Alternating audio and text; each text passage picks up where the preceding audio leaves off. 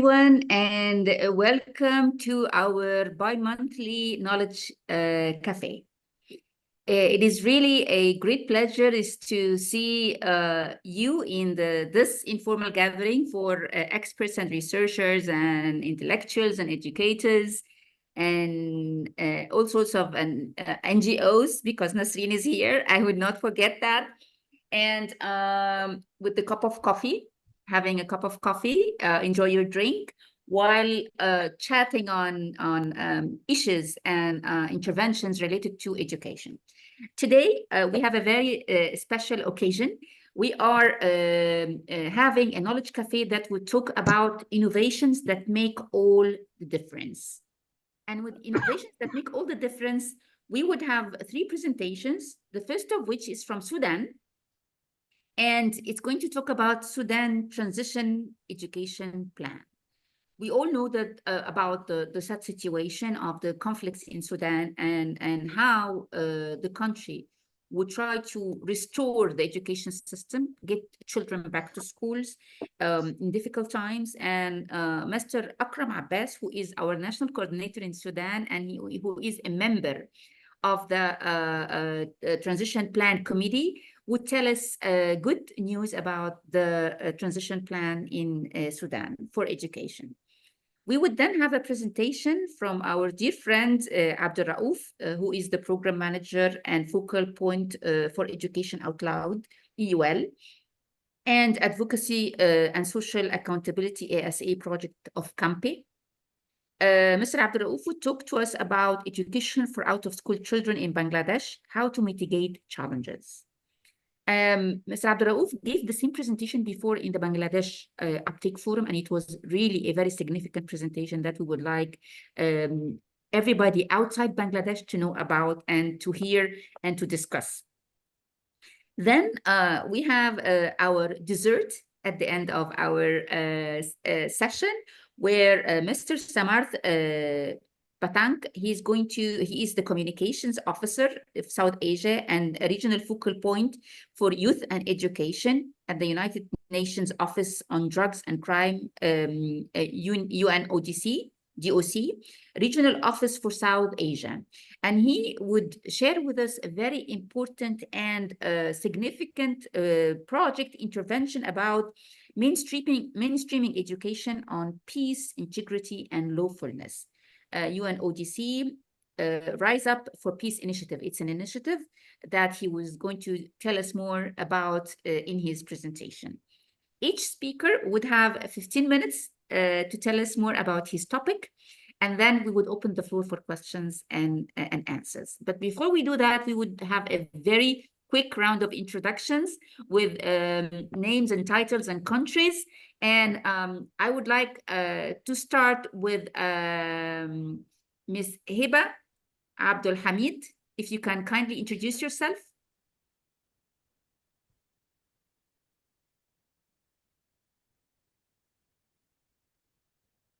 Ms. Hiba.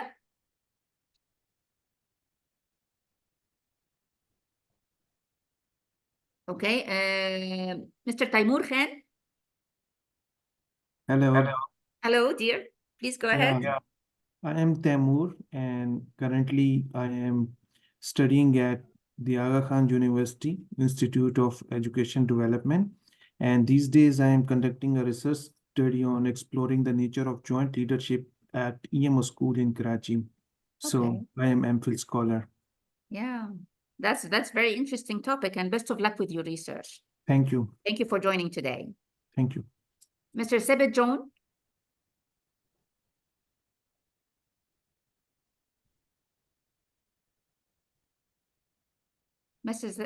You're unmuted, but we cannot hear you.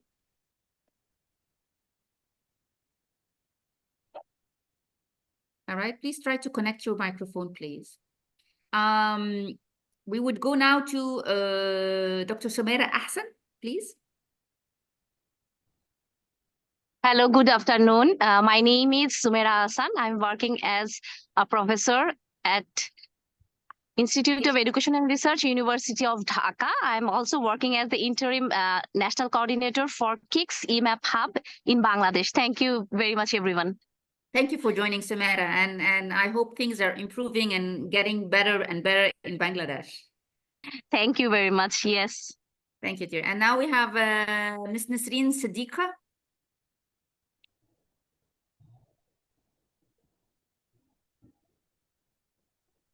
Ms. Nasreen, our dear friend. Yeah.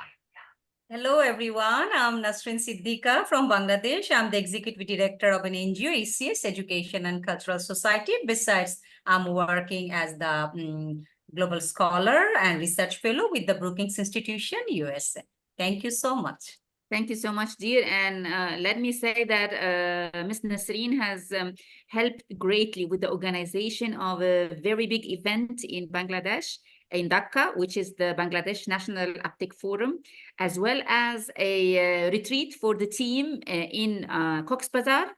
And it has been really a significant trip. Thank you for your help with that. My pleasure, dear. Miss Hinna Salman.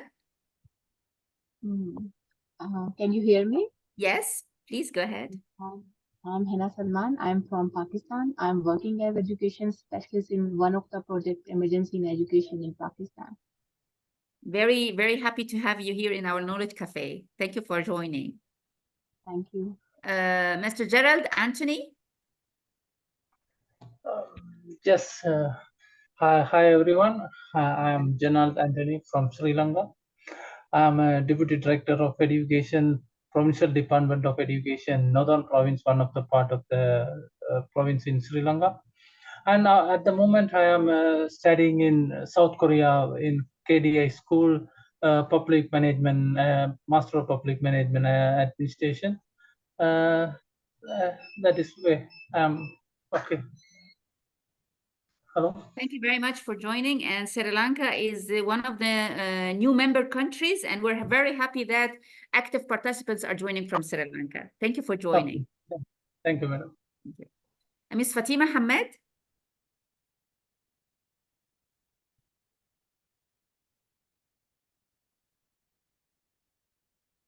There's still a problem in the sound, unfortunately. And did I miss anyone? Miss Layal Merhi? Hello, Ms. Hello. Layal Merhi. I'm an educational researcher from Lebanon. Happy to join you today. From which country? Lebanon. Lebanon. Very happy to have you today. Thank you very much for joining. Thank you. Thank you. And Miss Tirumi? Good evening, Professor. Good evening, Professor, and everyone. Then happy to meet you again. And then I'm Tiromi Indiga Havana from Sri Lanka, working as a senior lecturer, University of Colombo. Thank you very much. And this yeah, I'm preparing for it. Yeah, okay.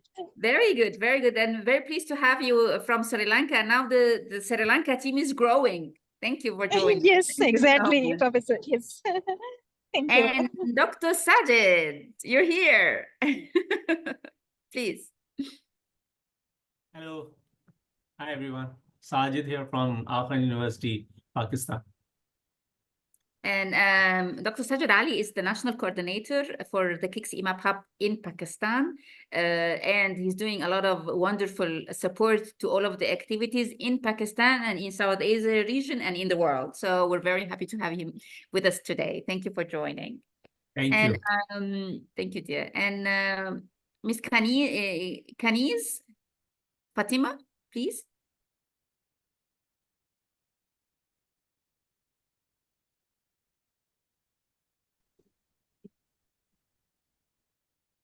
Mr. Emmanuel Haq, please.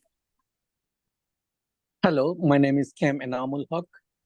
I'm from Bangladesh. I work for Asia South Pacific Association for Basic and Adult Education. Thank you very much for joining. Thank you very much. And Mr. Kamil Musawi.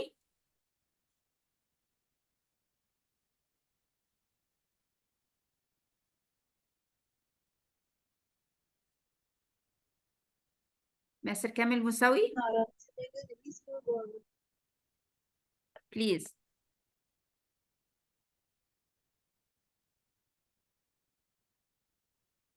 All right, Mr. Ma'moon Morshid. We missed you. Yeah, Please go ahead. good afternoon. Assalamu alaikum. I am Mamun Morshid. I work with the Ministry of Education, and currently I am working in a government college as assistant professor of botany.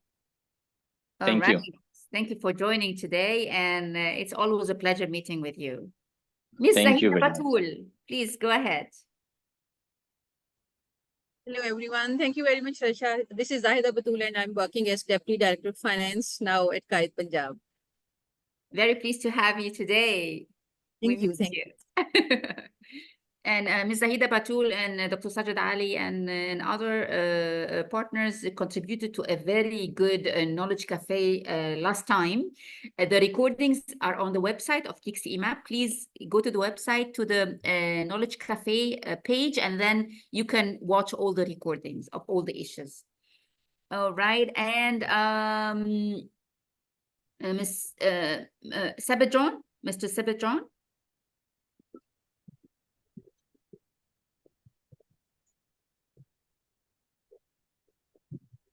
All right. And Mr. Shafaq Ashraf. Hello, Assalamu alaikum. I am Shafaq Ashraf from Pakistan. I am early childhood teacher at School Education and Literacy Department, Sindh, as well as I am nominated 4th time as Microsoft Innovative Educator Expert this year. Alhamdulillah. Thank you for joining, and Shafaq is a very beautiful name. Thank you. Thank you, dear. I would, for the sake of time, I would ask all members who have joined later is to write their introduction in the chat, so as everybody would get to know everyone. And I would request that we would start with Mr. Akram Abbas. And are you going to share some slides, or are you going to just to speak? Yes. First of all, good afternoon, everybody. And thank you, Dr. Rasha, for this opportunity to come on the process, because also I would like to thank the KIX first, because it's in each Knowledge Cafe, it started from last year, you allocate time for Sudan. So this is, I think this is the third presentation that is to follow the situation in Sudan. So yes, I would like to thank you for your kind support that you are giving to our country, especially during this situation. So yeah, I would like to share my presentation.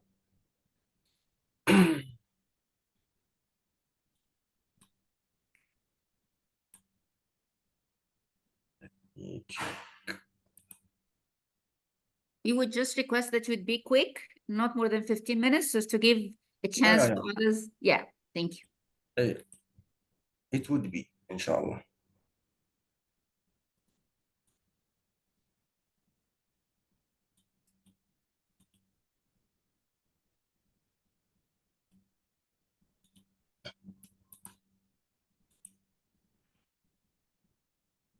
Yeah.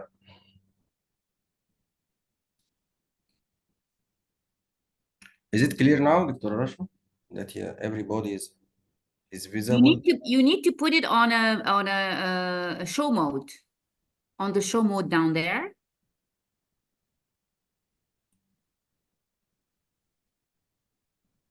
Okay.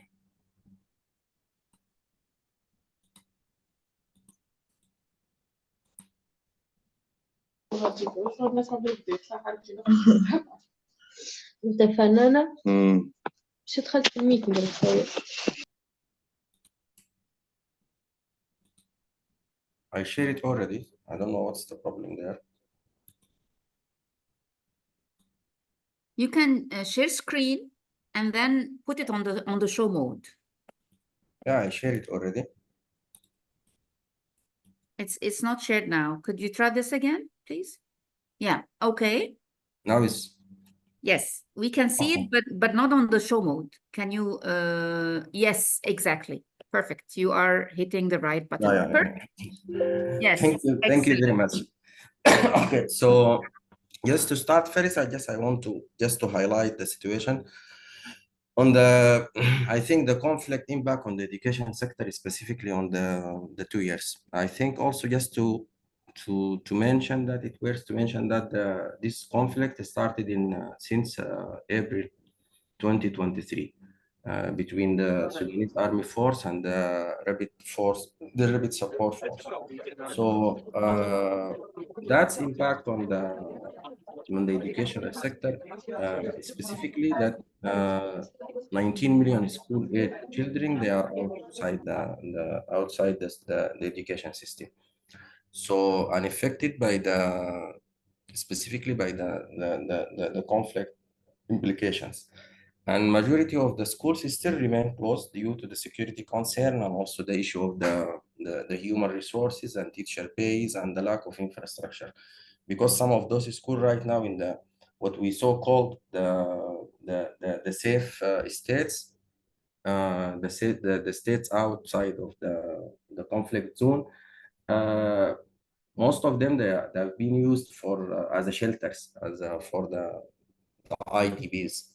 So it's still that we have this, and also some even in the conflict zones, that some of those schools have been damaged by the conflict. So we have this kind of lack. So in the beginning of this year, the Federal Ministry of Education has called for school reopening, but that still is remaining limited. So some of the states started like 2 or 3 months, and then they closed again because of the conflict implications, and in some states also because of the raining season and the water floods, and also some health outbreaks. So the risk and challenges in the education sector right now in Sudan, the increase of the risk of the out of the school children, and also the higher vulnerability to the gender-based violence and early marriage, and also the recruitment and this is also one of the unfortunate factors, that some of the children in the age of the schools, they have been recruited to be part of the army group, and they have been elected also. On the other hand, also the funding gaps, because until this moment that only 15% of the required fund source for the education, and still this is in 2013, and also in 2014 still that we have this shortage in the fund, and also the limited progress, because still the education partners in Sudan, they are working to mitigate the school closure, but also it still is not that something that we are expecting. It still is beyond and below our expectations, and also this has been reported by the UN, by OCHA in 2024. So the transitional education plan, it's like an initiative, national and international initiative, chaired by the local education group, the LEG, and UNESCO is taking the lead. UNESCO Sudan is taking the lead, and also I think I couldn't remember, but I think in March or April this year, my colleague from UNESCO gave a presentation in the Knowledge Café about the process of how this is right now is this initiative established in Sudan. So at any case, it's a national and international initiative just to respond to the education emergency in Sudan, and led by the LEG and coordinated by the UNESCO, and with the financial and technical support of the Global Partnership Education, the Global Partnership for Education. So the objective of the transitional education plan to better coordination and investment in education is start and sustain the progress towards long-term goals. In February 2024, a workshop took place in Cairo, bringing together the international and national actors in the education sector and identify 4 priorities area. And that has been done by the leg members in Sudan. So the first one is the continue of safe and inclusive and equitable access to education. And the second one is the quality and relevance of teaching and learning. The third one is the system support and specifically the institutional and community capacity. And the fourth is the resource mobilization and advocacy for the education sector in Sudan. So the goals of each area that has been identified by the leg. The first one, the safe and inclusive access to education, is the sustain and expand the education structure, alternative learning pathway for the vulnerable children, and improve enrollment ratio and the rates. The second one is the quality, relevance, and teaching learning, and strengthening the teacher and support of the staff capacity, and improve the foundational, secondary, and deficit learning outcomes. So I'm also here, I would like to thank that KIX for I think the upcoming learning cycle, the learning cycle number 7, will be also some of the applicants of Sudan that has their application has been considered, and this will be also part of the technical support specifically in this area. And the area number 3 is the system support, and in this area specifically the aims at improve the stakeholder coordination and centralize the education information system and strengthen the local capacity of the AIA. And the fourth one is the resource mobilization. And as I mentioned before, still we have this shortage. We have the limitation of the funds to support this progress in Sudan. So in this area, we are seeking for raising the awareness and advocacy and mobilize resources and partnership. So, but still even with this kind of progress, still there are some issues is remaining. And despite the fact the window of opportunities, what is remaining is the Sudanese refugees children in Egypt, Chad, Uganda, and Ethiopia. Because according to the reports of the UN in Sudan, that in 2013, that more than 2 million people, they passed to other countries, the neighbor countries, to Egypt, to Chad, to Uganda, and Ethiopia. So, but this is also, this number has been increased in this year. But that's also create a very complicated situation for the children in the age of the education who are right now in these 4 countries. So they have limited education access and support, and also they have a high risk of dropout, and also some of the other violation factors. So the window of the opportunity, despite all of these facts, is the continue developing the TEP with ongoing consultation with the local actors and LEC and also international partners, and more focus on funding strategies, because funding is limited and we are in need on increasing the portfolio of the support of the education sector in Sudan. And we need to source additional funding to support the TIP and the education sector in general. So that's more or less the situation that is still the TIP. It's under development, and I think like 80% of the plan has been done, and we are expecting in November to have like the final workshop of the endorsement of this plan, and then from that part to start the implementation of the plan with the strong operational plan and implementation framework, and as well as the monitoring and evaluation system. So that's what is going on, and hopefully the situation also will not even go more complicated in Sudan. And again, thank you for the opportunity to have this presentation today, and also to put all of the people on the current situation in Sudan. Thank you very much. Thank you very much, Akram. And I'm really, really impressed that you are considering children in Sudan and outside Sudan.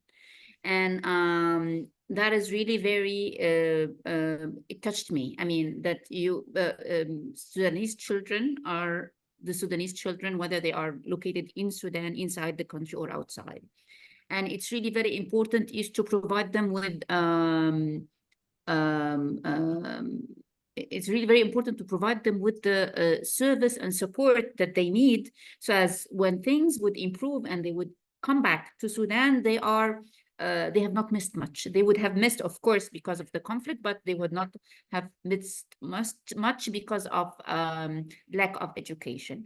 I would open the floor for quick questions if you have questions to Akram before we move on to the other presentation from Abdul Rauf. Any questions or comments? Please, Dr. Sajid Tali, please.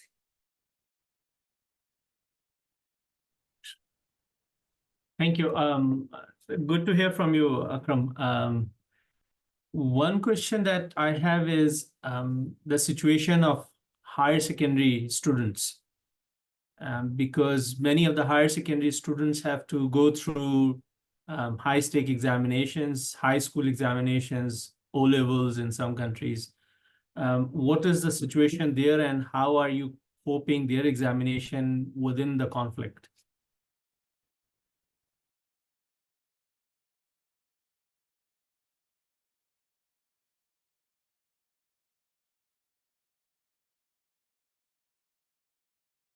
Akram? Examinations? Any arrangements for the examinations, especially for secondary education? Okay, let's take another question from Emmanuel, and then would look into Akram's comment. Please, Emmanuel.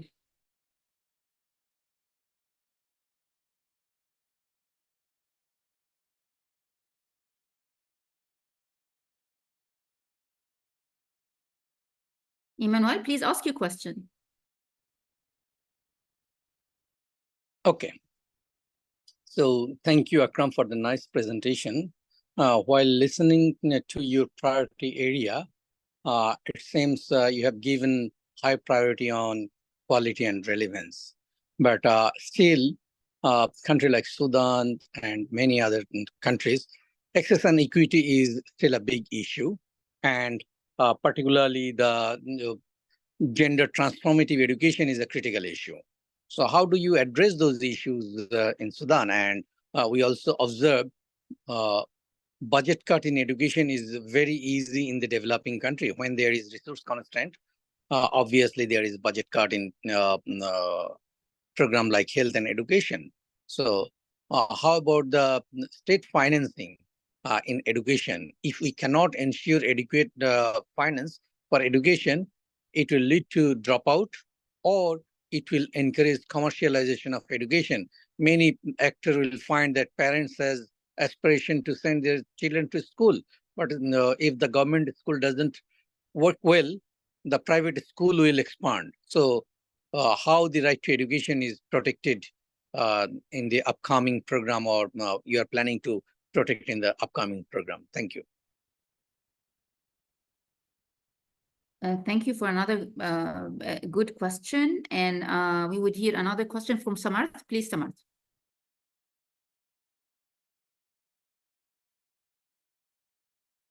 Yes, thank you so much.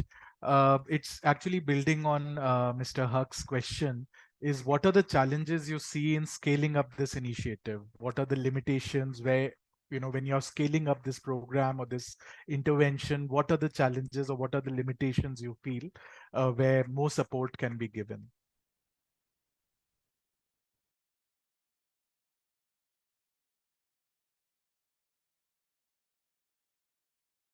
Thank you very much for the question. And Akram, would you like to respond to the questions, please?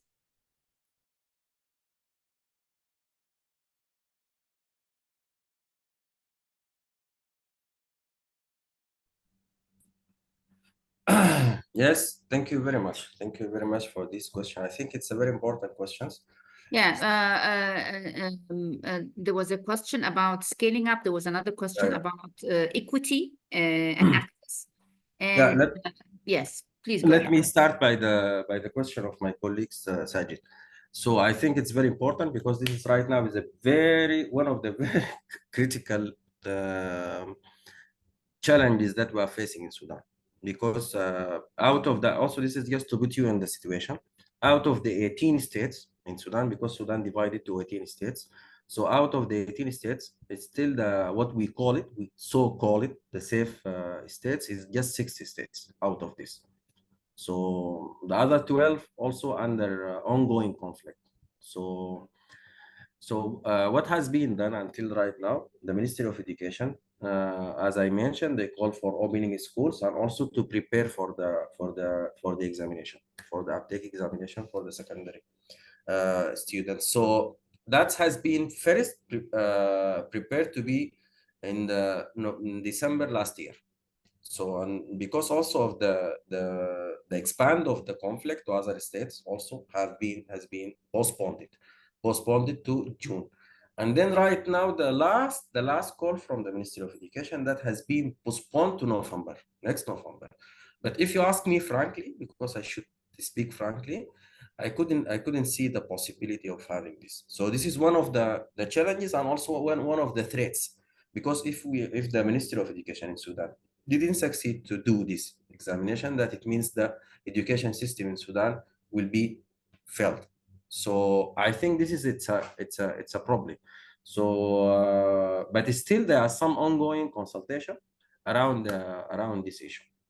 So for the other two questions, and thanks for raising the issues. I think that this is also what is going on in Sudan is part of a dramatical phase started in 2009, 2012, 2021. So it started from that time that the education sector in Sudan was struggling even to sustain the education strategy, which is this strategy has like a component of the quality of education and the teacher training and also ensuring the quality and also the issue of the protection, including also the gender transformative policy approach. But unfortunately, because of many things and it's a political issues and conflict implications, that we don't have this kind of sustainable strategy and planning approach that to do that. So right now, and even before the conflict, that the Ministry of Education and the education sector in Sudan and the LEC and all of the actors that work in the education sector, they are focusing just on the service delivery. So just to deliver the service to the, so, and also it's before we have like 3.6 million child outside of the school. This is before the conflict, okay? So you see right now how this number has been increased to 19 million child out of the school. So for sure, this is it's one of the concern of this initiative to have concurrently pathway of keeping the service and also mitigate the risk of the dropout of those schools, and also at the same time to make like other paths to go concurrently with this path, the path of ensuring the quality and also integrating the gender issues and protection issues within this path. But hopefully that as I mentioned in my last statement, that hopefully the situation at least being in this kind of, I don't know, it's kind of shallow process. So if the conflict expand, we'll go for more flexibility of the situation, and this is for sure will impact highly in the education sector in Sudan. So your praise, pray for us, and also I think also we need the continue of the support of the international actors and also this kind of thoughts and comments. Thank you very much. Thank you so much. I need to turn this down a bit. Yes, because I have an Arabic laptop and an English laptop at the same time. Thank you very much, Akram. And I would ask Gerald to write your question in the chat because of the time, for the virtue of time. And now we would move on to our second presentation from Abdul Rauf. And I would like to ask him first to introduce himself and to start his presentation. Yeah, thank you, Rasha Sharaf, for giving the opportunity to present the education for out-of-school children situation in Bangladesh. You already mentioned, I already present the presentation is our email Bangladesh update from. But due to your expectation, I would like to present this again because of it is a critical, challenging topic, not only Bangladesh but also the all of the world. So now I'm sharing my presentation. Just a moment.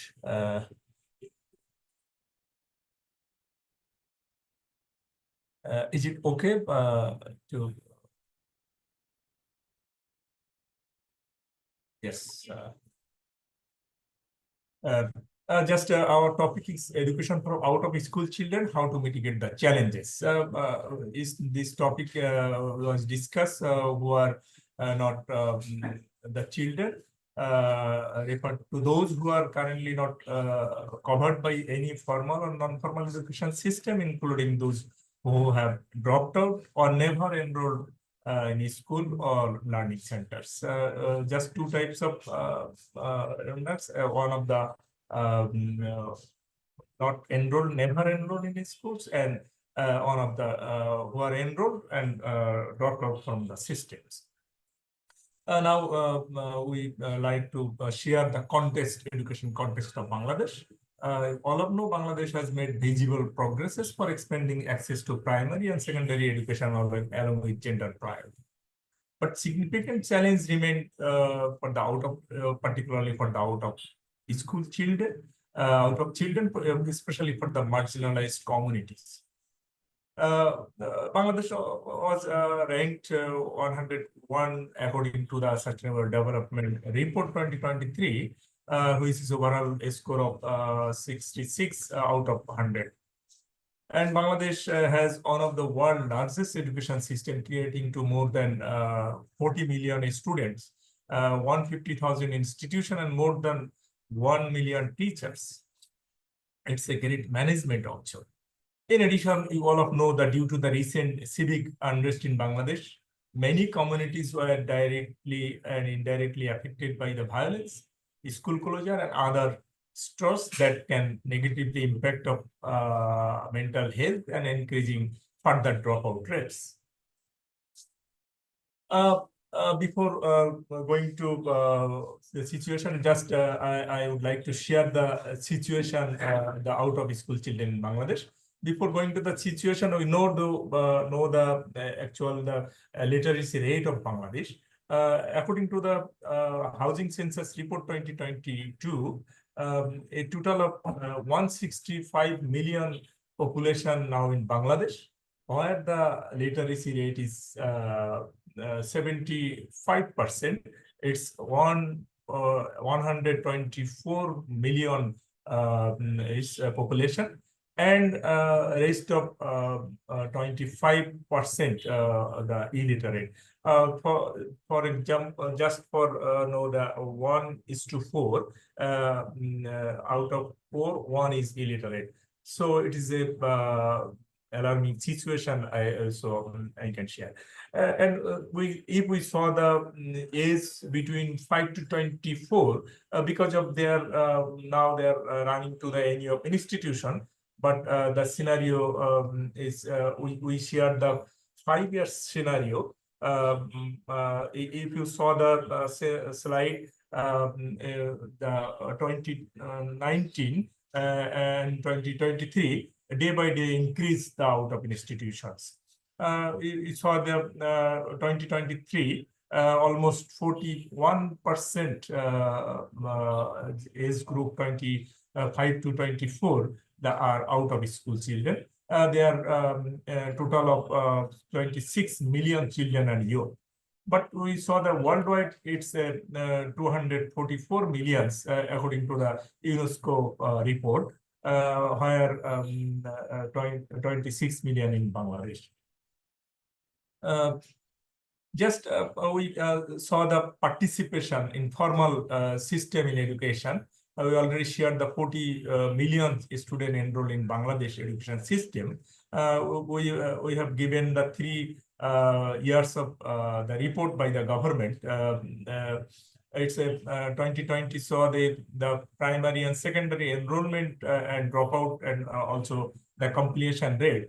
The dropout age is primary is 40%, and secondary is 36%. So we are already committed to SDG 4 and signatory country of Bangladesh. We committed to ensure inclusive, equitable, quality education and promote lifelong learning opportunities for all. Where we committed to leaving no one behind, but already we have behind from the coverage.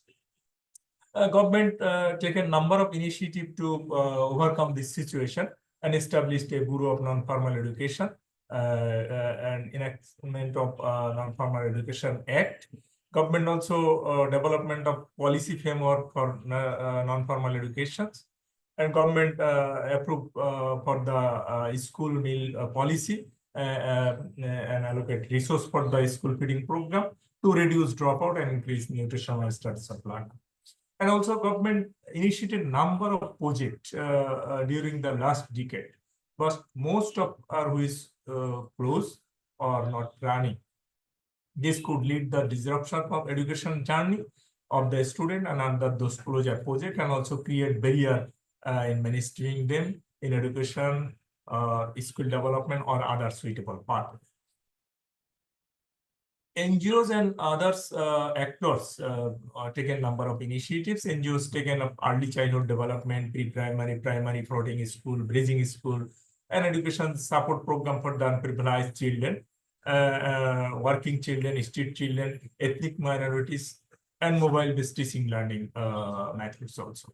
Other sectors are taken like mosque-based education, madrasa-based education, and other initiative run by the local community of people. All those, and also CAMPI as the national coalition is a advocacy-based organization, taken number of initiatives to overcome this situation. CAMPI organize number of education dialogue to draw attention the policymakers, initiate to explore the key challenges and opportunities of education for out of school children in Bangladesh, advocacy for scaling up of second chance educations for out of school children as per the expectation from the stakeholders. Form community education was group, is a union-based education development committee, and youth groups for amplifying the grassroots voice, particularly excluded group, for enabling them to articulate their rights to quality and inclusive education. CAMPI also carried out number of back to school campaign program in climate vulnerable areas to combat early marriage, child labor, and addressing dropout issues. And initiated conducted a rapid assessment survey that's aimed to systematically access to mental health needs and students affected by this crisis, and development strategies for mental health support and policy influence. And CAMPI engage with education cluster and also local education group, LEG, process to improve the status of right to education.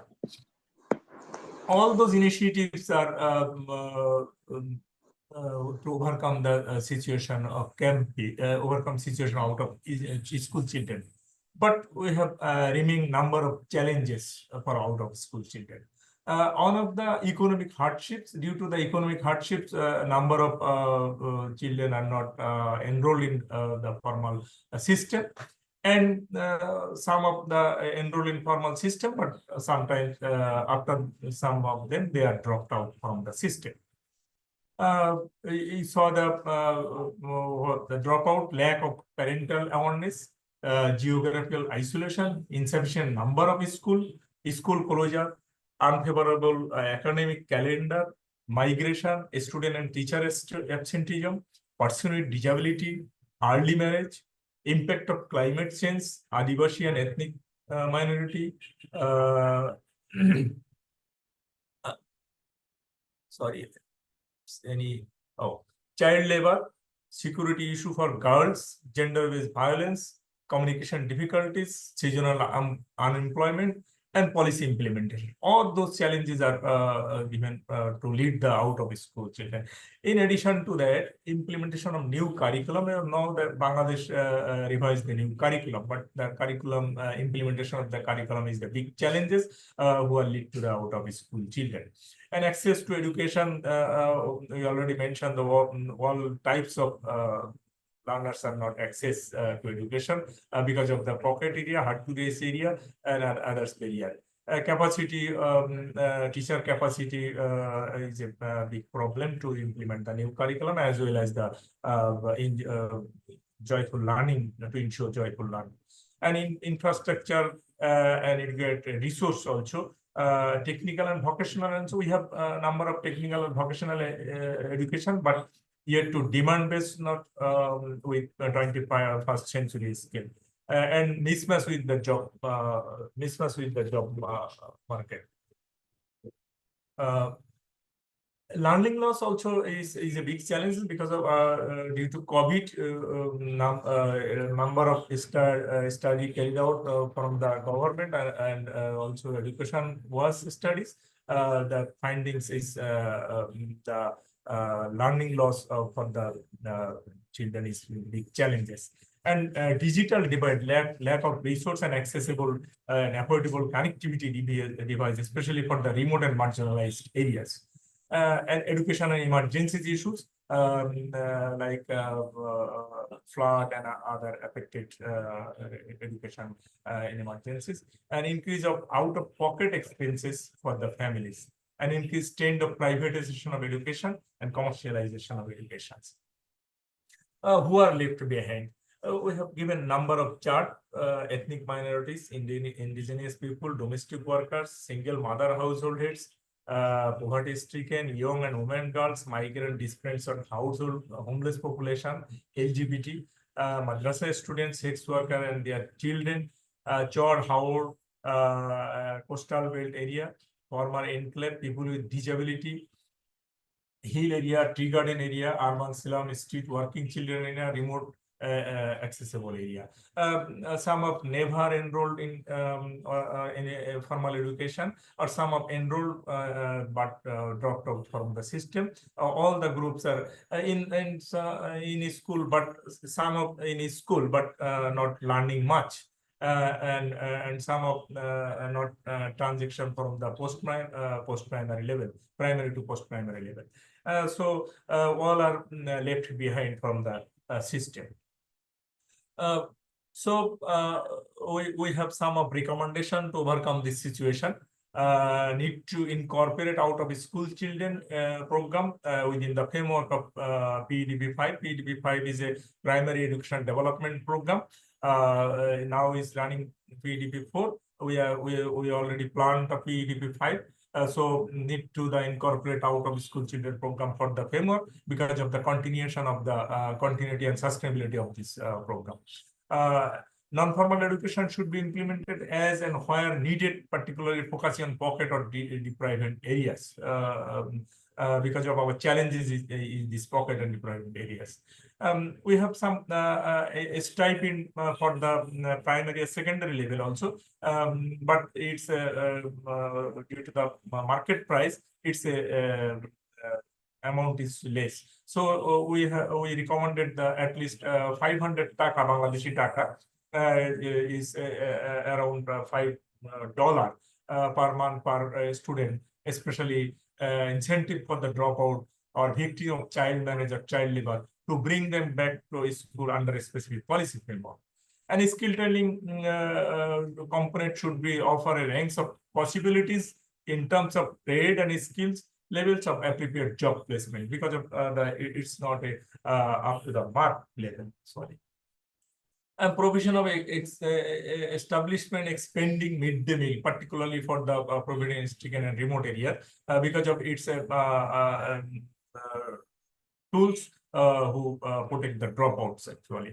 And priority intervention for all disadvantaged population, especially children with special needs, street children, orphan, working children, those belonging to ethnic groups, and children to hard to reach area.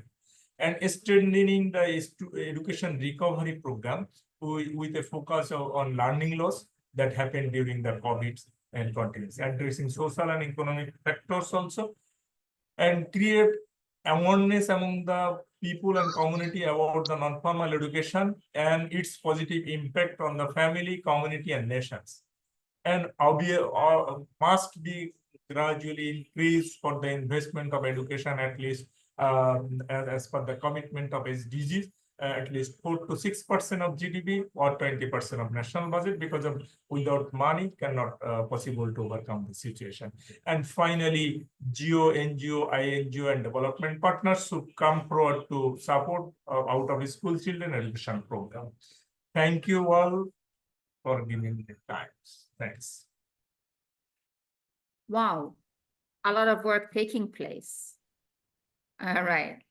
So we have already a hand up from Nasreen Nagib. Nasreen is our national coordinator in Yemen, and we miss her so much. And I'm very happy that you could make it to this Knowledge Cafe. And please, if you have a question, please go ahead. أهلا وسهلا، كيف حالك دكتور رشا؟ أيوة بالضبط، عندي سؤال بس استفسار. بالنسبة للأطفال خارج المدرسة، عندنا في اليمن إشكالية كبيرة في حصر الأعداد. فحصر الأعداد معروف أن الإحصائيات تشكل يعني جزء مهم من اتخاذ القرار. فآخر مسح يعني كان في اليمن بالنسبة للمسح السكاني في 2016. بعد كده تمت إسقاطات لهذا المسح الأخير، مش قادرين نعمل مسح تربوي لحد الآن، لكن يعني إحنا في صدد إن نعمل مسح تربوي شامل خلال الشهرين القادمة. الإشكالية عندنا في الأعداد المتزايدة والنزوح المختلف من منطقة لأخرى، بالتالي مش قادرين نحصر العدد، وفي إشكالية ما بين وزارة التخطيط والأعداد، ما بين الكتل التعليمية الموجودة في الأعداد. فاختلاف العدد هنا شكل أزمة كبيرة، خصوصا لما يكون في تعليم خارج المدرسة مش قادرين نحصره، بيكون على حساب الجودة في التعليم الأساسي وفي التعليم الثانوي. فعندي استفسار حول كيف تم حصر الأعداد بالنسبة للأطفال خارج المدرسة، وهل تم مسح تربوي شامل عشان يعرفوا العدد، وهل معهم قاعدة بيانات موحدة، لأنه البيانات مهمة جدا في هذا الصدد. شكرا جزيلا. Thank you so much, dear. I agree with you. Having an accurate statistics about out-of-school children, especially with moving from one region to the other, is really very important in guiding and decision support. Another question from Mr. Bashir Hamoudi. I was just talking to my colleague Yasmina. أهلا وسهلا، صباح الخير دكتورة رشا. Mr. Bashir is one of the prominent attendees of our Knowledge Cafe, and we were thinking of giving you a loyalty badge. So as we're very happy that you always attend our Knowledge Cafe, and we would be very happy to give you the virtual badge for loyalty to the Knowledge Cafes. Please, your question. نعم، شكرا جزيلا دكتورة رشا. شكرا على هذه العروض، لكن بودي أسئلة باللغة العربية سمحتم. نعم، وفرحت كثيرا عندما سمعت كلمة شكرا جزيلا. نعم. For the non-Arabic attendees, if you would like to hear the questions in English, you can access the English channel from Zoom. There's an interpretation. نعم. شكرا. تفضل دكتور بشير. شكرا جزيلا. شكرا دكتور رشا. نعم، نحن نريد في المستقبل عرض تجربة لتطبيق وتنفيذ السياسات التربوية والتعليمية بالشراكة بين الجهات الرسمية كوزارات والقطاع الخاص أو الجمعيات والمجتمع المدني. نحن الآن نركز كثيرا على مبادرات للمجتمع المدني تقوم بدعم وتنفيذ هذه الإجراءات أو هذه السياسات أو هذه المبادرات التي نقوم بها في المجال التربوي. وللأسف يعني بعض الأنشطة وبعض ربما المشاريع لا تنفذ ولا تطبق داخل القطاع التعليم بسبب أن المدرسة الآن لا تنفتح على محيطها الاجتماعي والاقتصادي. إذا لابد من إشراك هذا القطاع. في جنوب افريقيا لا اتذكر اسم البلد، تم انشاء ما يسمى بالمرصد المدني لجوده التعليم. دكتوره رشا، استمعنا الى احصائيات، لاحظنا احصائيات، يا حبذا لو تكون في المقابل احصائيات ومؤشرات لجوده التعليم. نحن نتحدث كثيرا عن الكم، يعني عن الجانب الكمي، نسبه الاطفال المتمدرسين خارج المدرسه، المتسربين من المدرسه الى اخره، لكن اين مؤشرات لجوده التعليم حتى يكون هناك تكافؤ ما بين الجانب الكمي والجانب النوعي، ونعمل على تحسين السياسات والخطط التربويه في المستقبل. شكرا جزيلا. طبعا بتفق معاك قلبا وقالبا في أهمية البيانات الكافية مع الكمية، وطبعا لضيق الوقت فالعروض الحقيقة مختصرة، ولكن يعني إذا ممكن رؤوف وسمارث وأكرم يتشاركوا معنا can share with us a link related to their projects in order to have more data and information. That would be very helpful for the attendees. Thank you so much, Mr. Bashir.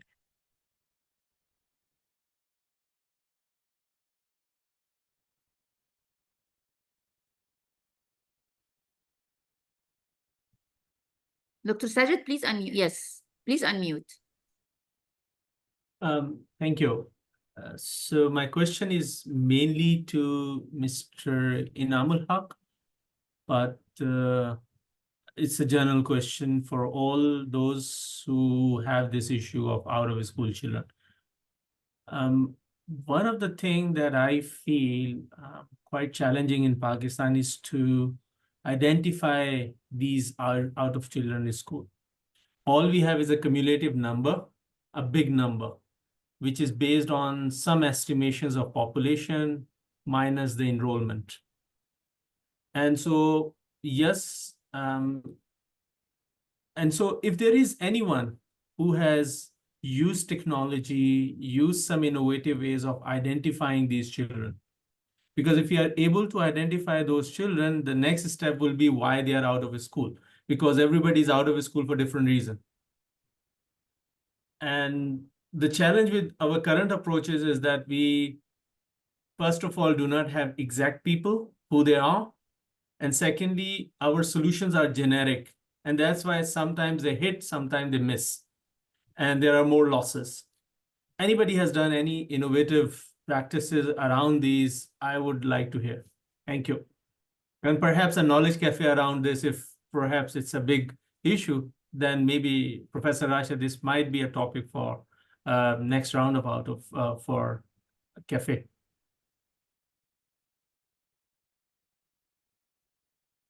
Yes, that's a very good idea, and this is why this knowledge cafe and this informal chatting would result in more collaborations, more questions, more common ground for collaborations, common worries as well, because we're worried that we cannot populate out-of-school children in Yemen, and how do you do that? And then we learn from each other and collaborate and exchange our experiences. I totally agree with you, of course, Dr. Sajid. And afterwards, we would open the discussion for contributions from the floor about the answer to this, in my point of view, a very big question, and that would really require more and more discussions for that. Fizan, please. Yes, ma'am. Myself, Fizan Ayub. Are you listening to me, please? Yes. Yes, we can hear you. Go ahead. Thank you so much. Thank you so much. While we are discussing fallout ratio or out of school children, I want to add a challenge, especially in remote areas. Some children works on daily wages. They are not much attractive with the stipend or any other scholarship, etc. They want skills to work on and we want to work as entrepreneur in future. How can we solve this issue? Kindly, please. Thank you so much. Yeah, For me, that's a very deep question because it relates as well to the aspirations of students after school. I mean, whether I would be working as an entrepreneur and blah blah blah. That's another good question. Thank you so much for putting this on the table. Kazi, how are you, Kazi? Long time no see. Hi, Rasha. Yeah, Yes, we missed yes. you. Please go ahead. Yeah. So, good to see you. And Rohbhai, thank you for the wonderful presentation. I just have a quick question. Since IID is also working with learning loss, we also conducted study to understand, how the COVID affected the learning progression. And in your recommendation, you also mentioned that we need to address the learning gap. So I just wanted to know that whether CAMPI is currently doing something to address it, or in any way, or even you have done, and whether you have found any challenges. I just love to know a bit about that from you. Yeah, thank you. Thank you. Thank you. That's a good question to CAMPI. And we would give the floor to Mr. Raouf very soon to respond to that. And US Rukia. Is your daughter, is your daughter back after graduation? Huh? I couldn't get you. Is your daughter back after graduation? Yeah, She because did. her No, daughter she's there. yeah, she was having her graduation ceremony. Yeah, Please thank you go so ahead. much. Yeah. One is my question to Dr. Raouf about my concern, because we also have done some work on the dropout children, school dropout children. So we found that the school meal policy is very good, but the implementation is very hard. And another thing is nutrition and wash campaign. Those are run by the NGOs or the development aid, but not in the policy, or it is not catching the focus what is actually required. And what CAMPI found these issues like nutrition issue, social security issue, these things, how you analyzed these issues with the education of all the children who are left behind. And one point is I want to share about our research finding to the question from Dr. Sajid Ali. It is about the dropout children's report, and I have seen some comments in the chat box that the data base is very important. And we have started from our participants. We have a very good database.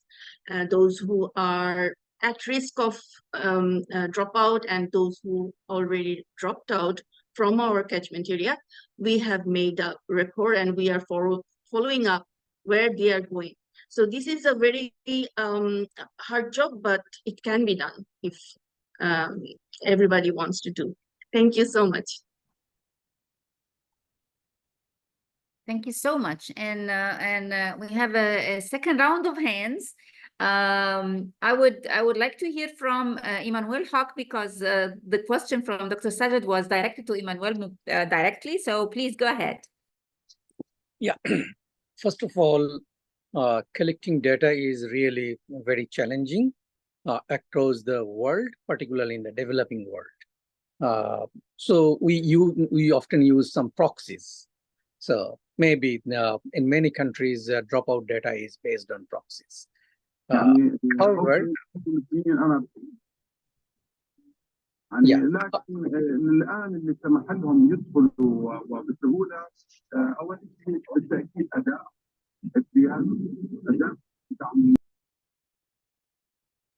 Sorry about that. Please go ahead. Yeah. Okay. So particularly in Bangladesh, first of all, I would like to thank Rohbhai to flag up so many issues which are very useful for discussion. But in Bangladesh, there is annual primary school census. Each of the primary school has its own catchment area. So they knows each of the household and how many children are there. and who are in school and which types of school. So that gives us very comprehensive data of children in school, in their own, children out of school, and children are attending school outside the village. So there are different kind of statistics we can gather from that. So that gives us more or less concrete information about out of school children in rural areas. But it is difficult in urban areas because of many factors. So many actors, difficulty with catchment areas and other issues, and getting access to information. Because in city, you cannot go to any house and collect information. It is difficult. So we need to depend on those. However, UNESCO has kind of mechanism to estimate out of school children, which is widely accepted. So that help us in planning to address the out of school children issue. In Bangladesh, we try to provide unique identification of children back in 2009. It worked well up to a certain portion, but later on, due to lack of political will, we find that that initiative was failed. So to overcome any problem, actually political will, proper planning, and adequate resourcing along with technical knowledge is very critical. I'd like to highlight that if there is political will, it is possible. Nothing is impossible. So this is one area I would like to highlight. The second area I'd like to emphasize on, because of the COVID, there is huge learning loss, and across the globe, we are struggling to cope with the build forward better. So there is different paths. Maybe that could be another session, how different country has overcome this learning loss, because all of our planning actually hampered by this learning loss, and we are struggling to cope with the learning recovery. The rapid response plan actually did not work well, and it leading towards preparing the youth for the world of work, and it also affects to access to jobs. So how our planners and how our education system address those critical issues and build the youth to ready for the world of work along with becoming a good citizen is a big issue. Maybe we can think about it. That will help us more. Thank you. Thank you very much. I can see that the discussion is going more and more into further topics. This is why I would like to request that we postpone other comments until the end of the presentation from Samarth. And I would like to invite now Samarth is to present about the Rise for Peace initiative, and the floor is yours. Right. Thank you so much. It's a absolutely fantastic conversation, and I just didn't want this to end. But my presentation would, I think, touch upon some of these areas a bit based on the experiment that we are doing. Just give me 1 second to show the screen. Just 1 minute. Is it visible? Yes. You just need to go on the show mode. Yeah. Cute children. Is it visible? It's visible, but it's not yet on the show mode. So if you can reshare with the okay, the full mode.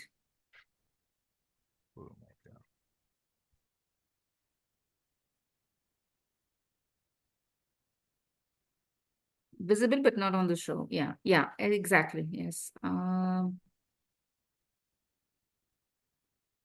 do you show this? Sorry. It's the slides on the side, and oh yes. So I can see that comments and discussions are ongoing in the chat, and I would like to encourage us to reply to the chat and continue discussions as well. Right. Please. Yes, it's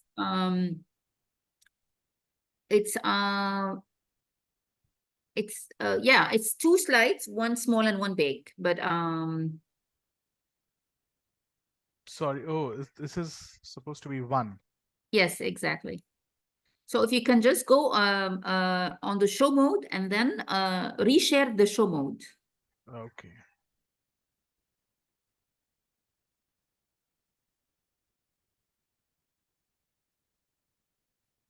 Just give me 1 second. Sorry. Sure, take your time. Reshare. So I share my screen and then open the presentation is there. Share. yes, and then share to yes. Now I go here.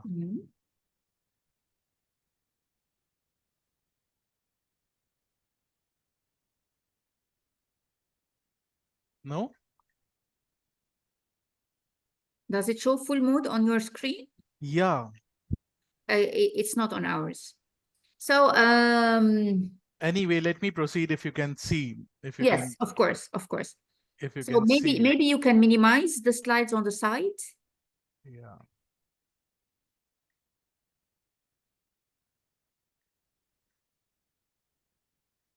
Okay. So go ahead, please, Samad. Sure. Usually it should work this way. Anyway, okay. All right, so, go ahead. I'm deeply honored to be here again. This is my first time here, and I already know why it is called a KIX family. It's a cafe, but it's also a family, and I'm very glad to be here. My name is Samarth Pathak, and I coordinate communications in South Asia. And I'm the regional focal point for youth and educational initiative in the region. So we cover about 6 countries at UNODC: Bangladesh, Bhutan, India, Maldives, Nepal, and Sri Lanka, while we do have our offices in Pakistan and other neighboring countries as well. Now, I'm here to talk about a very interesting intervention that we have launched since earlier this year. At UNODC, we have, of course, been working in the education space for the last over a decade. And different interventions have sort of snowballed into this new initiative that we have called Rise Up for Peace, which has created and come up, it has come up with some really interesting findings and results, which I wanted to share with you. Now, UNODC is the United Nations Office on Drugs and Crime. As you can imagine, the kind of mandate that we have is very heavy duty, very serious. Drugs, all sorts of organized crime, things like human trafficking, cybercrime, extremism, corruption, maritime crime, among other things. And the first question that one may ask us, and we get this a lot, is that why are you into education? Why is UNODC looking at education? And the reason is that we believe that young people today, and we see this increasingly more and more world over, that young people are very susceptible to these issues, whether it's drugs, whether it's addiction issues, whether it's mental health anxieties, mental health challenges, and proclivity to crime, proclivity to risky behaviors, vulnerabilities to all sorts of negative influences, which we see all around. So at UNODC, we believe that working with young people is absolutely critical in this fight for peace, for security, for rule of law, and to resist negative influences comprehensively that affect our societies. And education is a very critical way with which we are reaching out to young people across the world with different interventions. But in South Asia, something very interesting has been tried, I would say. And this is the Rise Up for Peace initiative. We believe that many things that we talk about and many vulnerabilities that our young children face actually come under the bracket of peace. We see increasing violence, increasing problems with climate change that are coming up, increasing mental health issues, increasing conflicts between communities and societies as a whole. And young people are very vulnerable to all of this. So we believe that with education, we can not only sensitize and engage young people, but if given the right positive framework of action, they can actually come up with solutions. So Rise Up for Peace is one attempt. Now, at the core of this initiative is young people. And why is that? is because young people today across the world, and especially in the region because we are home to the world's largest youth population, South Asia, um, we hear words like demographic dividend and, youth are the future of the society, future of a country. We hear this a lot. But when you look at it, there is a positive side to it and a negative side to it. We have been working with a lot of young people, a lot of educators across different countries. And one thing that is common binding, whether it's in a rural area, whether it's an urban setting, is that there are high aspirations among young people. They are very creative, very innovative. Those who are connected with technology are very savvy. They can use technology in a more creative way than the previous generations. And they are highly aware and observant about the issues that are happening. We feel that they don't know what is happening, but they are acutely aware of the different sensitivities, different problems that they see around them.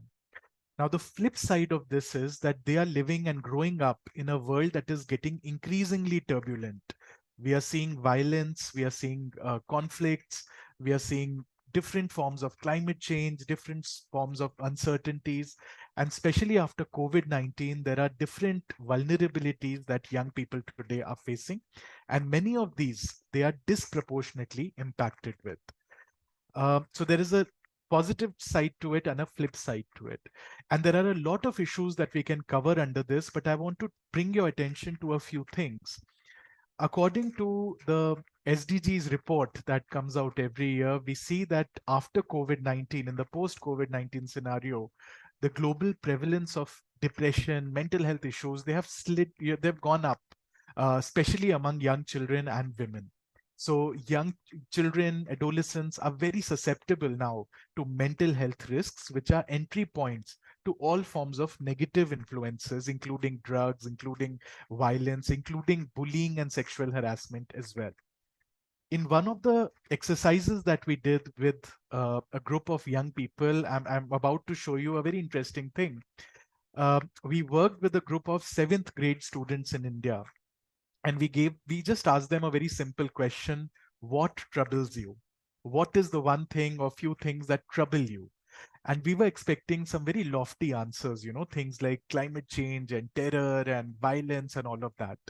But one group of 7th standard students actually came to us and said that we can't tell you what it is, but let us draw. We can draw something for you. So we said, please go ahead. And this is the drawing that they came up with: a young child crying. And if you can see on the screen, I don't know how visible this is to you, but there are little boxes that they have made right next to the face with words like verbal bullying, taunting, irritating, teasing, name calling, spreading rumors about someone, physical violence, hitting, kicking, punching, physical bullying and other things. So when we talk about mental health, it seems like something that is so far away, so major. It is such a big thing. But when it comes to children, this is how they break it down. Even a simple act of taunting, physical bullying, beating or hitting or kicking someone, that amounts to mental health triggers. So this is a very interesting way in which we find that young people, come up with all sorts of interesting ways to express themselves. And one learning for us has also been that they may not tell it to us, but they may draw, or they may show it in a song, or they may, depict it in theater or through a play. So there are different ways in which we can engage with young people. So mental health is growing, and this is how young people increasingly are breaking it down. And according to the World Drug Report that UNODC brings out every year, we see that young people use more drugs than adults. So drug use is something that is not limited to adults. It's actually something that young people are increasingly getting into different forms of addiction. So these are not separate issues that we look at. Mental health is not something separate, or drugs is not something separate. All of these are interconnected. You have drugs, you have mental health, you have violence, you have bullying, you have, all sorts of risky behaviors that young people are vulnerable to. Now, how do we tackle this? We believe at UNODC that education in this sense can be truly transformative. We need education that is innovative, which means that we need to try something new, because these are not traditional subjects. These are not your physics, chemistry, social sciences, maths. This is actually behavior changes that we are looking at through education. And the idea is to empower adolescents, empower children to resist negative influences and risky behaviors together. And in this spirit, we have launched this year an initiative called Rise Up for Peace. And this, you can understand it as an umbrella coalition of educators. This is, of course, UNODC is driving it, but we have different educator partners who have come forward. It is very voluntary in nature. Educators who are committed and they see problems that children face, and they want to contribute in a in their own way, in different ways. So our focus is on integrating these themes, touching upon these themes in classroom curricula. Again, these are not traditional subjects, but issues like peace, issues like integrity, issues like the rule of law, lawfulness, responsible behaviors, they can be very easily integrated in existing subjects.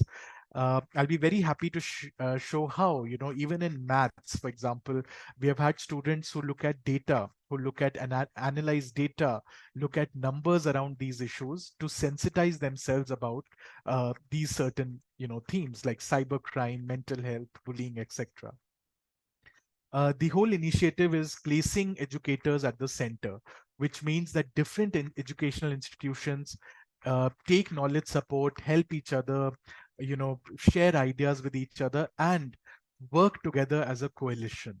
And this has been going very well over the last 1 year. This builds on one of our programs earlier called Lockdown Learners, which we launched during the pandemic, and that won the UN Innovation Network's Best of 2020 initiatives, recognition. So it is actually placing educators at the center. They are really sharing good ideas, developing collaborative solutions, because the idea is not just to lecture students, because lectures don't work when it comes to these themes.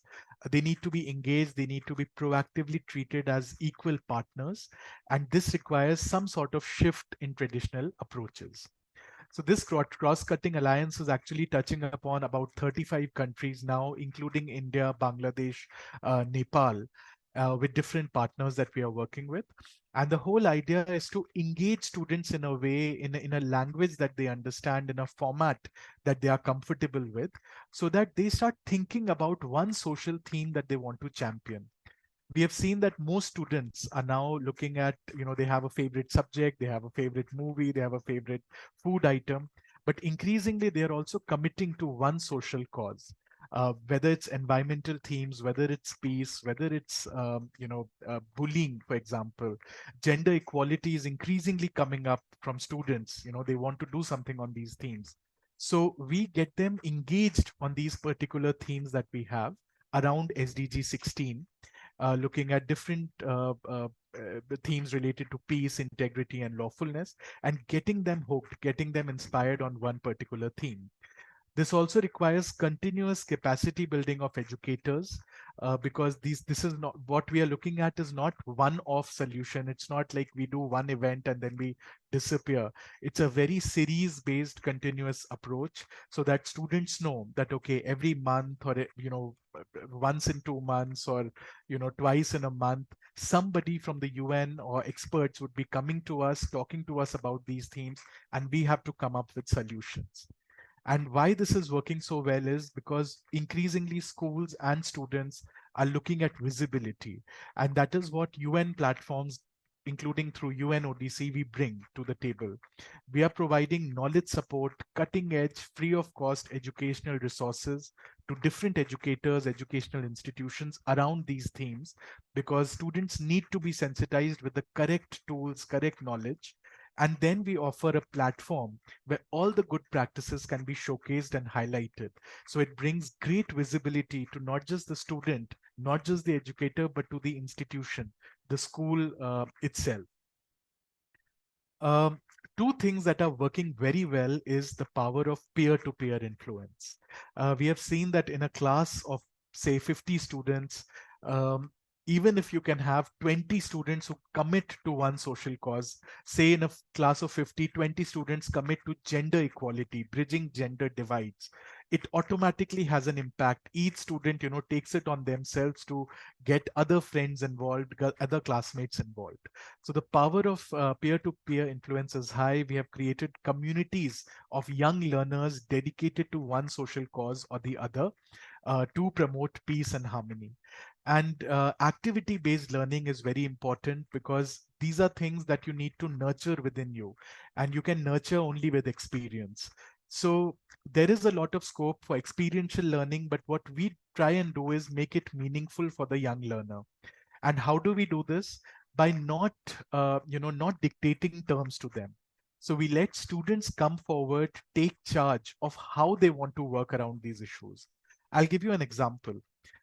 We don't have competitions. We are not promoting competitions, say essay writing competitions or art competitions among young children, because competition is something that they are anyway going to face in their life.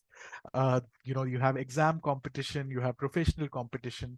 We do fests. We celebrate each and every student who comes up with an idea or a creative artwork or some sort of output. We celebrate their achievement. We give them the recognition that they need. And by letting students decide what they want to do, it truly empowers them. It truly gets them thinking. So whether it's in a group of say 50 students, we don't say, okay, everybody makes a drawing or everybody does one thing. We say, okay, what is your skill? Are you good at technology? Okay, you come up with a tech focused solution. Are you good at art or advocacy, or are you a good public speaker? Can you make videos? You do your bit. We have students who have a bent of mind on doing something on social entrepreneurship. So we give them that idea. Okay, can you create a social enterprise around one of the causes? Can you come up with a social solution to a cyber harassment issue or something like bullying in schools? Can you come up with a community? Can you come up with a social program? So this allows students to also think about the solutions, nurture their own skills, get involved in teamwork, and develop leadership skills and public speaking skills, which is truly very empowering. So over the last few months, we have had about 21,000 students and educators across India, and in more students and educators in 35 countries that we are working with, mobilized with education. And we have had different students coming to us saying that we want to focus on cyberbullying. Can we do something?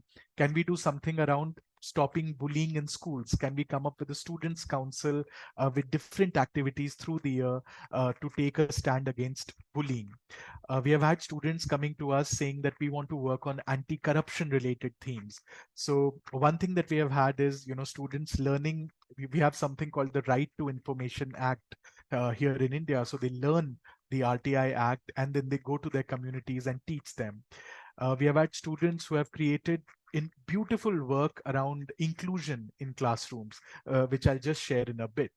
So different school-led initiatives, school-focused initiatives led by educators and students as well have come forward through these programs touching upon different themes. And most of these are being used actively as advocacy tools by UNODC and the schools. So it becomes a very collaborative sort of an effort. Whenever we need something around mental health, we have a group of students dedicated to work around those themes. And they are not just learning about it, they're also influencing others in their community.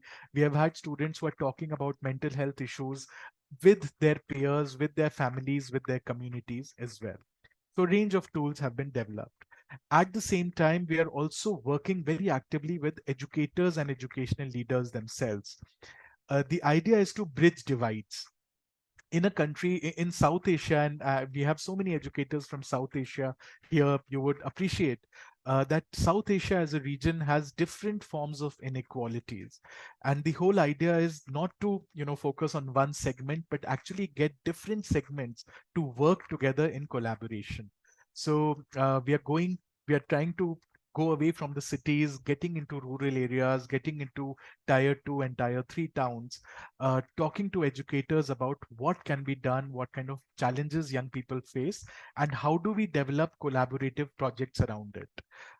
One example is, of course, in a village about 60 kilometers from a major city in northern India. We recently were there, and it's a village that requires a lot of support. And there you have a very small school with a very small group of educators who are dedicated to make a difference in these rural children's lives. So we started working with them about 3 years back. And over time, these young girls have developed as youth leaders, youth champions. Some of these girls have also participated in UN forums, talking about the change they want to see and developing community networks in their village, talking to village community members about different problems. So girls who could not speak, who were very shy to even express themselves 3 years back, are today creating rural podcasts, which is, I think, a significant achievement. It shows how behavior changes, take place. So a lot of stories like that. The other interesting thing is that different partners on a voluntary basis are joining hands. So we have worked with police in some states, where police came forward and said that we want to work with educators, we want to work with young children and see how crime, how risky behaviors, sort of mingles. And they have been quite stunned to see the kind of creativity that students have, the kind of perspectives and observations that educators see. So it's a very cross-cutting, I would say, exchange of ideas that usually takes place. And we are developing projects which are bridging divides, in the sense that we bring in different schools or schools from different communities, students from different backgrounds, and get them to work on a single project in mixed groups. So, schools, say students from very elite backgrounds, if I can say that, or students from very vulnerable backgrounds working together in a non-patronizing way. It's a very joint effort, sharing ideas, collaborating, and talking to each other, which gives them a whole different worldview. I think that has driven a lot of the impact that we are seeing. So all of this is driven by volunteerism. We are seeing genuine intent at the core, because one common refrain that we hear from educators and students' parents is that this is a need of the hour. We are seeing too much violence on our social media handles, in our mainstream media. Students are very susceptible to different sorts of influences. Family time, quality family time is reducing. So where do students go to express themselves?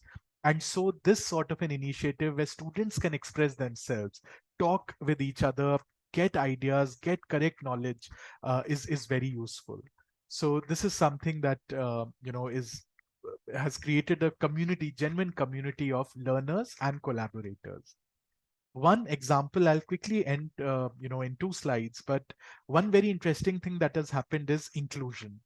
In one of the workshops that I was leading, a few months back, um, on Rise Up for Peace, we had a beautiful session, very interactive. And just when I was about to leave the stage, I heard one voice very confidently saying, "Sir, can you hear me? Can you please listen to me?" So I looked at her, and these girls there were 2 girls, Arushi and Alvia, who you see on your screen, and girls with locomotor disabilities. And they came to me and they said that we just need 10 minutes. And, we want to share with you how difficult it is for a person with disabilities to actually engage in a classroom setting. So the first question she asked me was, do you have a friend who is a person with disabilities? Did you ever have a classmate? And I honestly said, no, I did not have a classmate like that. So, she really opened my eyes to a lot of things. There are different sensitivities that, they shared, different ideas that they, put forward. And I found their confidence to be very inspiring.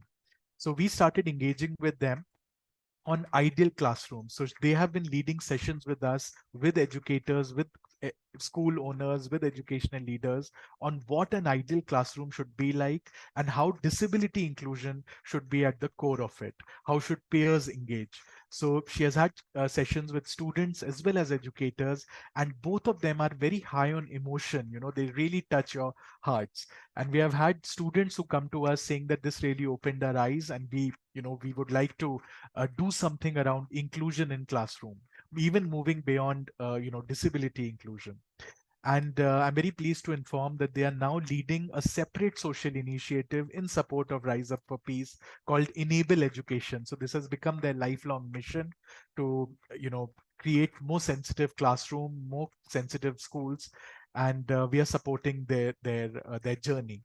So this is something, these are the sort of initiatives that are voluntarily, coming up, organically sprouting up, and that is what is making this so interesting.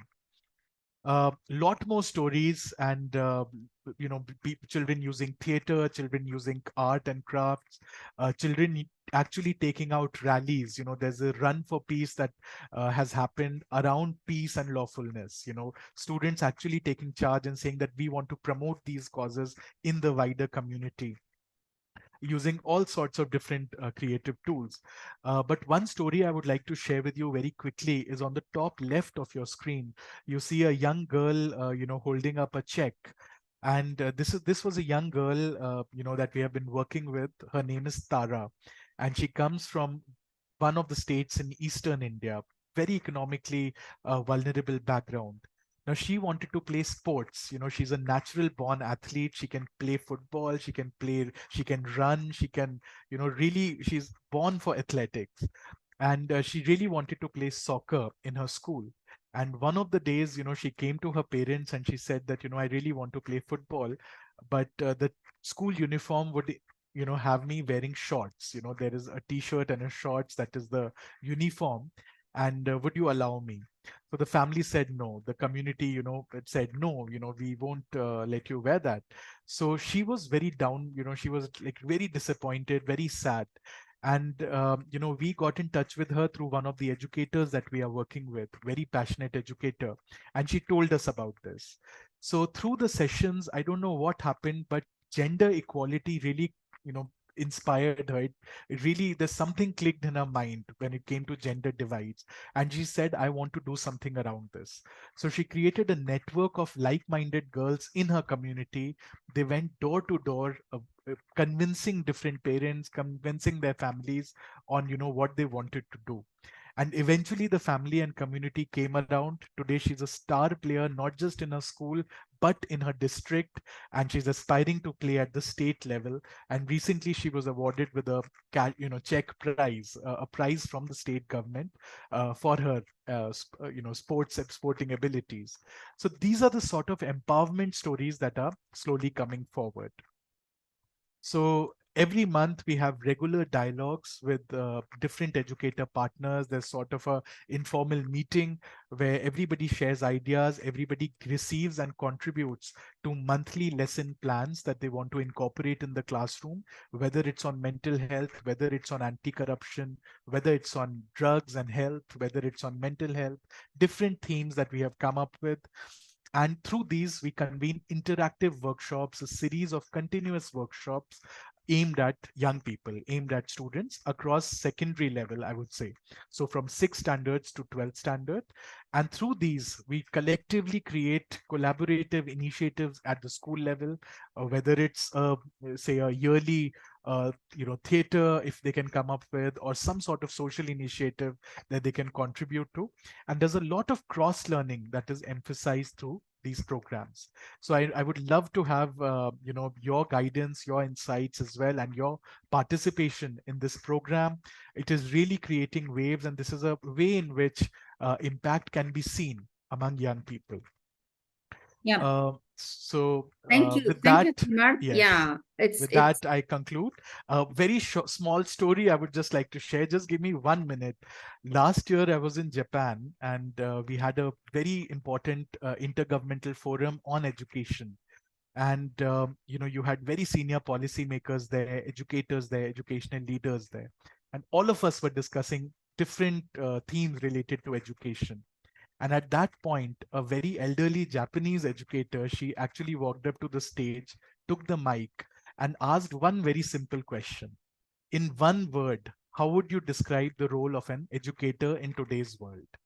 One word to describe the role of an educator in today's world. Now, different words were used. We used words like facilitator, guide, mentor. I'm sure that some of these words are also coming in your minds. but the word that she used was a lighthouse that gives light in the darkness, brings hope to those who need it, and above all, stands tall as an example. So I'm very privileged that I'm here with lighthouses of education around the world through this cafe. Very happy again to be here. And I look forward to your support and guidance in strengthening, further advancing this initiative. Thank you very much. Wow, that was very deep.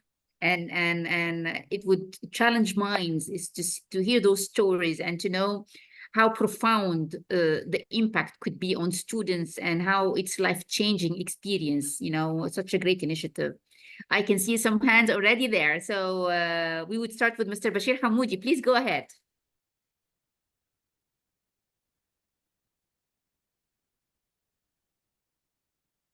Mr. Bashir, could you unmute?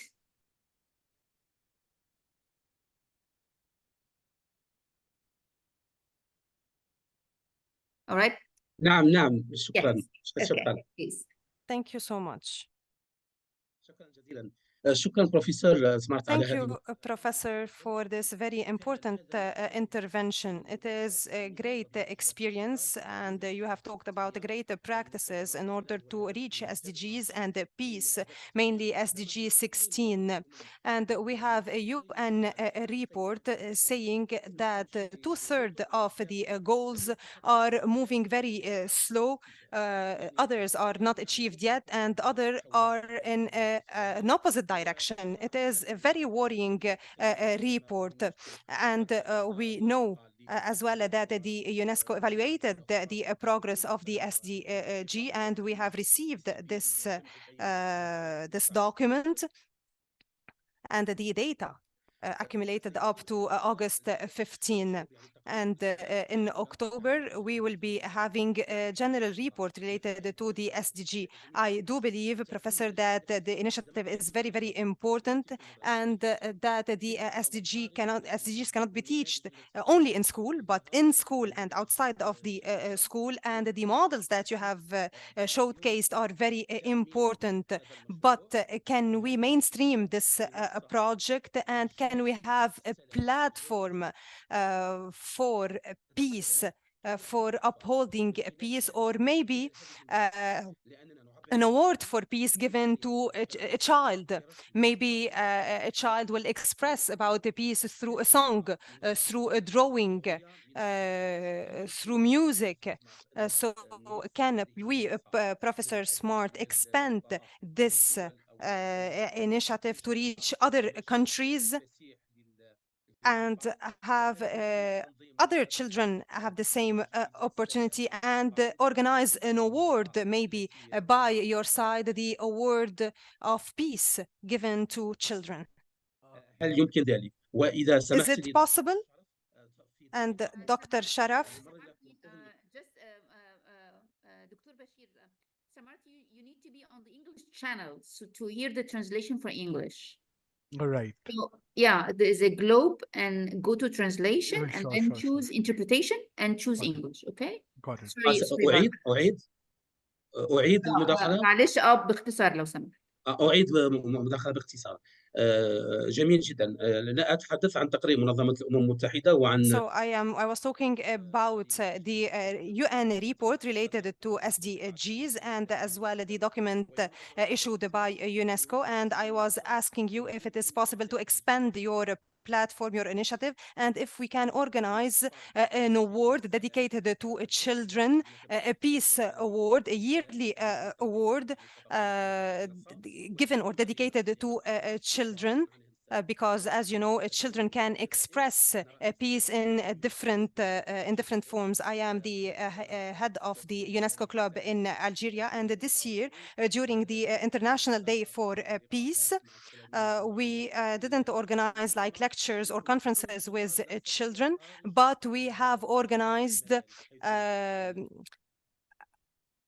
activities outside of the schools, and the children themselves prepared projects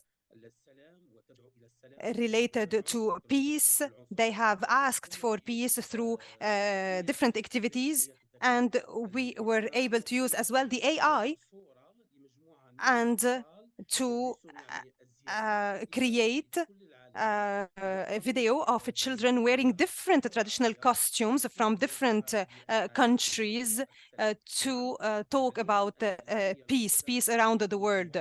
So, of course, talking about SDGs won't be effective through lectures, but through activities, academic and others. And it is very important to say that the educator is a lighthouse. This is very important because he or she is playing a major role, particularly in understanding peace and expressing peace in different forms. And thank you for your very important intervention.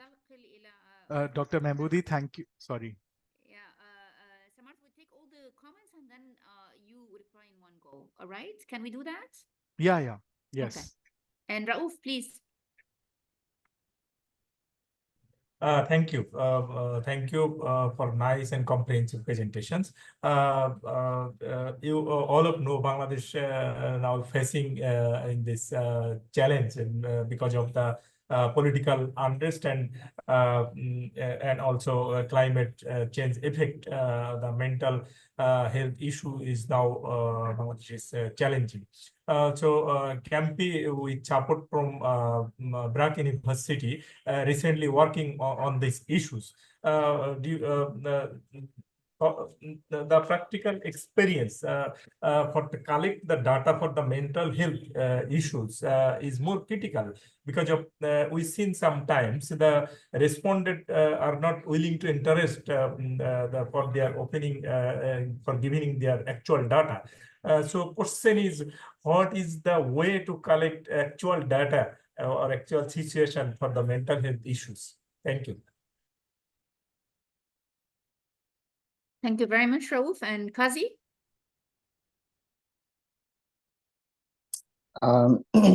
First of all, thanks for sharing the wonderful stories. They're very inspiring, to be honest. And it's good to know that you guys are implementing this in Bangladesh as well. I'd really like to know more about it in the future. But I actually had two questions. The first one is about exclusion. I'm not sure if I had missed it. So I was just wondering, like, I see a lot of engagement in the schools, which is how it should be, I suppose. Our primary focus should be, but I was wondering whether I missed.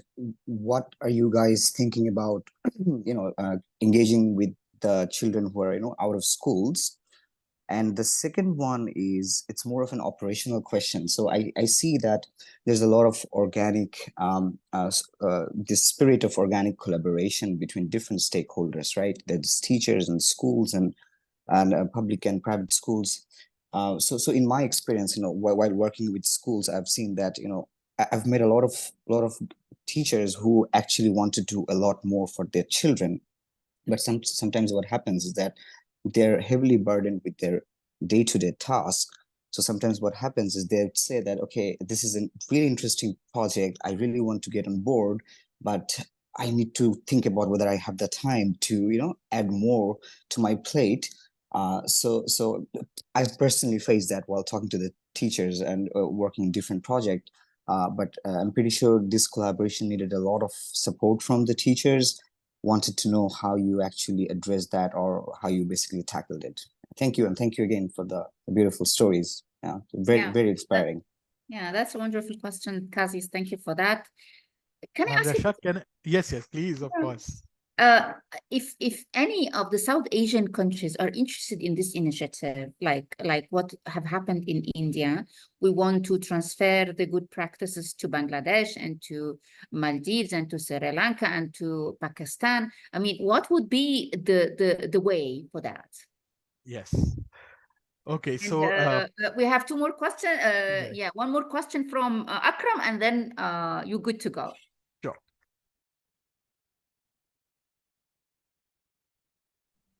Yes, Dr. Rasha, thank you very much. My comments and questions also for the two presentations, because still I have questions remaining from the presentation and one for this. I think thank you very much for this presentation about this enable and peace education. So even I would like to know further about this, and already I took the email just for the further discussion, because this is applicable for our case. So also I join you in the question, because according to the UN division, the regional division, we are not in South Asia, but we are part of this.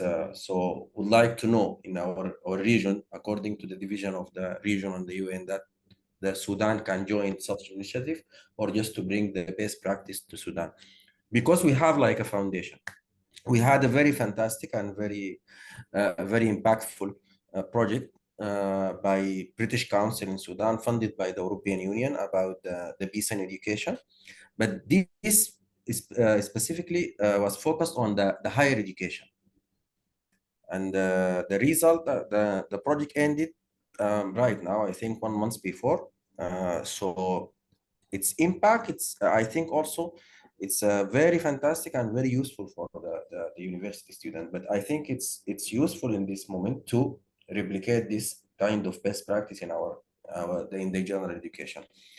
So this is specifically about this presentation. The other presentation also about the dropout, because I want to learn also more about this, because in the absence of specifically in the absence of the formal system of education, and in such situations. So is it even for the data collection specifically?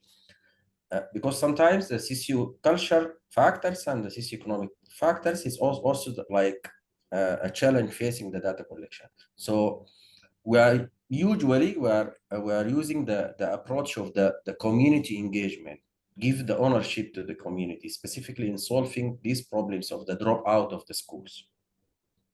So I think this is a suitable way, giving the approach of all of the education process. Yeah, it's the responsibility, but when the formal system is absent, you should rely a bit on the community, on the engagement with the community, to collect the data and to verify the data. Since that we don't have a school census, we don't have even population census right now. So it's better that, and this is also something that maybe my colleagues can also comment on this. Is it suitable as a solution to engage the community in the process? Started from the data collection, and be aware and sensitize them about to have this accurate data to make our intervention more accurate and more effective. So thank you for the two presentations. I learned a lot from both of you, and thank you very much. Thank you, Akram. And Samar, the floor is yours. Thank you. So, it's always very inspiring when such seniors and, such veteran educators actually take a look at the initiative with such kind, words and feedback. So I'm very grateful. So, Dr. Mehmoodi, thank you so much for this. And in fact, you would be aware that, at the global level, UNODC and UNESCO have been collaborating for the last several years.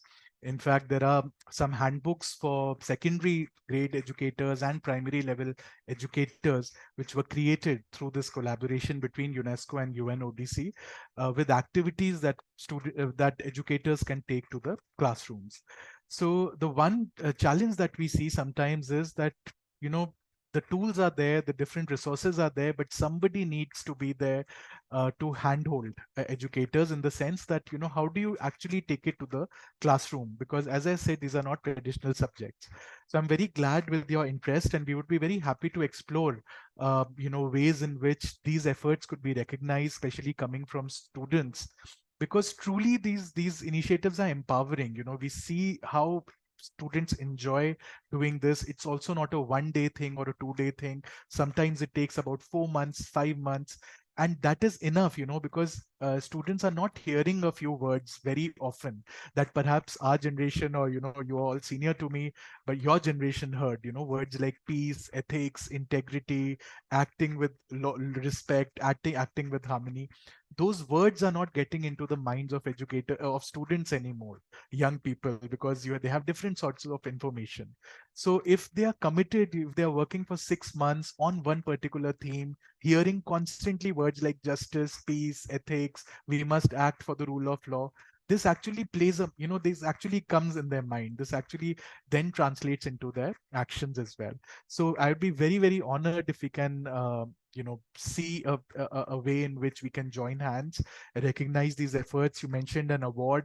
We'd be very happy to participate or explore how we can do this. And maybe if you allow, if we can connect Rasha, Ms. Sharaf, if we can connect with Dr. Mahmoodi, that will be very helpful. So I'd be very happy to take this further. Dr. Mahmoodi, thank you so much. The second question was on mental health and data, which is very interesting as a question. And this is something that we hear a lot. And one question actually that we face is, how are you measuring your impact? There are no marks. How are you measuring this impact? And we see this in the sense of qualitative things that we come up with, anecdotes of students who are changing behaviors, students who are prone to bullying, or through exercises. When we hear their actual stories, they actually move us. So when we started working on mental health, this was a huge gray area for us. But through school counselors, through schools, there is enough anecdotal evidence, at least, to say that so many students, are anxious. So many students are, prone to depression. So many students are acting in a very, I would say, questionable manner or suspected manner. So all of these things are coming from educators who are observing. And accordingly, we tailor our response. Accordingly, we work. One example I would like to give is, we were recently working with a group of students, and the students themselves chose what they wanted to work on, which was anti-bullying. So we said, okay, what is it that you want to do? How would you do it? So they said that we want to create an anti-bullying club in our school. It will be like a students' council, and we will stand with the victim. And there was another group of students who said that, how are you going to ensure the integrity of this council? How do you ensure that bullies are not part of this anti-bullying network? Then we had students who said that, hey, but why are we only looking at victims or, students who are bullied? Why don't you look at the mental health of the children who are bullying? The bullies, why are they bullying? Why are you not looking at that?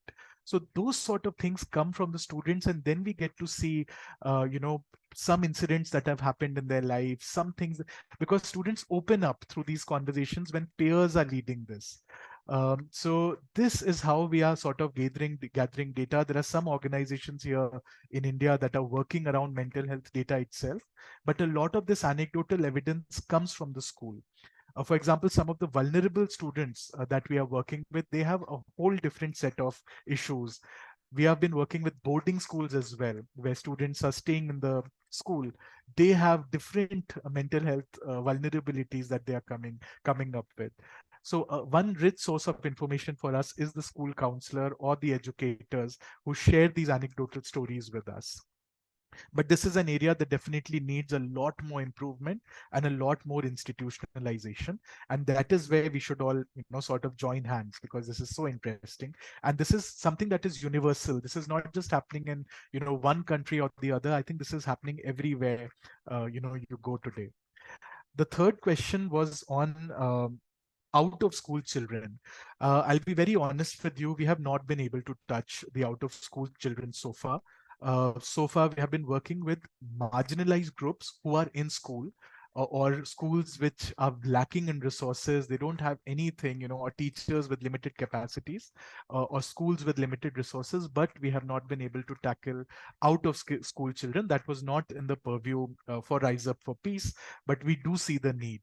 And we were also limited with our own capacities, and we had our own constraints, but we do feel the need to work. We do have to work with out of school children. We have had students who have been working with us, who have taken this to other out of school children though. For example, children who are completely out of school, in brick kilns or vulnerable areas. We have had student projects who have covered that, or school-led initiatives that have gone to communities that are out of school children. But directly, I think we need a lot more support and a different approach, because this will have to be more contextualized, more suited to the language. In fact, one of the things that we have adopted in Rise Up for Peace is that there will not be one size fits all approach. every group that we work with, we reach them in a language, format, medium that they are comfortable with. So you won't believe it, but we have actually had very successful initiatives with students who had no, very limited internet. Through WhatsApp and audio notes as well. It almost works like a telephone call. So audio notes through WhatsApp consume very little internet, and it works like a telephone call. It is very usable, and students found it very comfortable in some groups. So I think out of school children is an area that we definitely will work on. And thank you for bringing it to notice. In fact, if you have any ideas in how we can sort of leverage this, we'd definitely love to connect with you. The next question was on me. Sorry, the next question was on projects. Sorry, the next question was on how do we take it forward? I think I'm missing a question, but oh, sorry. The next, I could not understand my own handwriting. It's as if I'm a doctor. So I'm sorry. It was about heavily burdened with projects. Teachers are heavily burdened with projects, and that is very understandable. All over the, we're not just working in India. We're also working with educators in Brazil, Lebanon, Malaysia, different countries, Bangladesh, different countries that we are reaching out to. And everywhere we hear the same thing, that teachers are overburdened with work. And in India, especially where we are working with different schools, this is a common thing. So what we are doing is we are also trying to minimize this pressure. We understand that educators' time is also limited, the attention is also limited. So we developed this peer-to-peer influence. So empowering students to actually take up this cause with other students in their classrooms with just supervisory support of educators.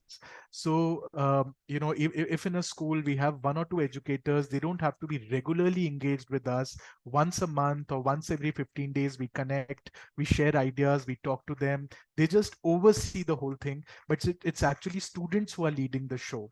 So we have had, say, students in grades 10th or 9th actually taking our sessions forward with students from class 7th and 6th. So it becomes a continuous exercise in the school itself.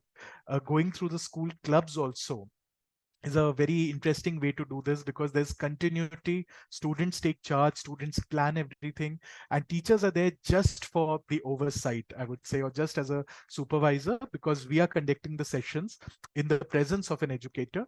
But basically the students then take it forward. If teachers have time, and we welcome that, that is when they also come in, they also pitch in whenever they have time, but it does not require 100%, I would say, participation of teachers, because it is led by students. So that is how we are addressing this. Plus activity plans that we make every month are very contextualized. They are, done in consultation. It's not as if we prepare something and we say that this has to be followed. What is it that you can do? What are your limitations? How would you like to go about it as a school? That is how we plan the activity plans, and then we proceed collectively. How do we take this forward, Ms. Sharaf? It's very simple, I would say. We have a online form that needs to be filled. There's no cost involved, and I would be very happy to share the link here. Just join this initiative. We are already working with different countries, different educator partners. Maybe some of those educator partners would be in the countries that you are already based in. So it also brings in that connect. And please help us, please contribute, do these activities, or help us replicate some of these activities with schools and with your students as well. So it's a very simple exercise. You join the initiative. It's an online form. You get communication from us. Every month we meet to discuss activity plans, and we take these initiatives forward. There's also bilateral engagement a lot. So bilaterally, if a school comes to us, says that, hey, we have a plan to create a cyber program in our school, can you help us? We provide them experts, we provide them knowledge, we provide them tools, and that is how it is taken forward. So I would love to share the link here with you and more details. And we're already working with Lebanon, Palestine, Israel. We have had students from Palestine who have actually done a remarkable thing in contributing to peace, actually, creating a peace song, talking about why healing is important and talking is important, the power of dialogues. So this is something that we are promoting very actively. So this is how we can replicate. Replication is something that we are also looking at. We also seek your insights, but it's very doable. We can also do cross-country projects in the sense that 50 students from your school, one country, 50 students from another, 50 from another, getting together and doing collective projects. This is also something that we have pioneered, here through Rise Up for Peace, different educators doing student dialogues every month. So educators meet every month, but so do students from different countries, talking about what they did and how they shared and engaging in cross-learning. So this is something that we would like to seek your support on. And as I said, this is an umbrella coalition. Our idea as UNODC is to put a spotlight on the different good practices that are happening in different areas, on peace education, on lawfulness, on integrity, and coming up with ways in which we can share our collective expertise and engage our students together. Wow, thank you so much, Samarth, and I would appreciate if you share the link. Thank you everyone for making it to our Knowledge Cafe. And I would like to remind you, and also Samarth, you're very welcome to join our future Knowledge Cafes as well. Our next Knowledge Cafe is going to be in November.